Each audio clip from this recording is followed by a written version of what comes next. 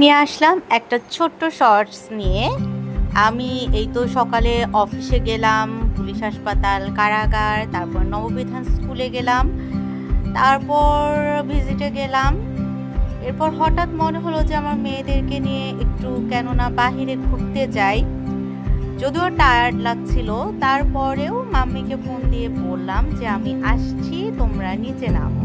পরে মাম্মি তো যেভাবে ছিল বাসার ড্রেস পরে নিচে নামলো। আমরা প্রথমে গাড়ি নিয়ে গেলাম পুলিশ লাইনে, ওখানে তো চা খেলাম। চা খাওয়া পর তারপর আমরা একটু গণভবনে দিকে ঘুরতে গেলাম।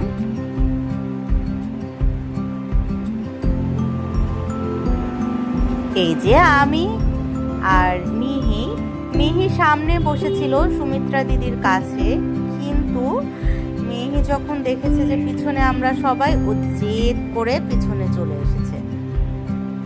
মিঠাই সোনা লিপস্টিক দিয়েছে, কথামণি দিয়ে দিয়েছে, জোর করে কথামণির কাছে নিয়েছে। আর এখানে মিঠাই সোনা যখন দেখছে আমি ভিডিও করছি, এভাবে দুষ্টু দুষ্টু লুক দিচ্ছিল।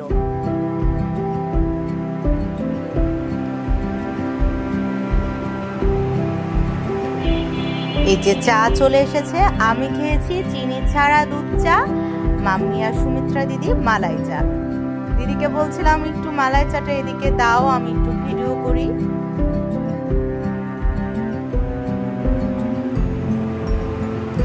গণভবনের ওখানে যে মাম্মি বলল যে এই কামানের সামনে মিঠাইয়ের দুইটা ছবি তুলো।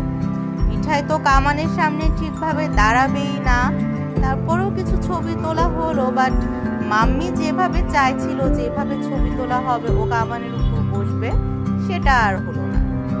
তারপর আমরা বাসায় চলে আসলাম। এই তো টাটা।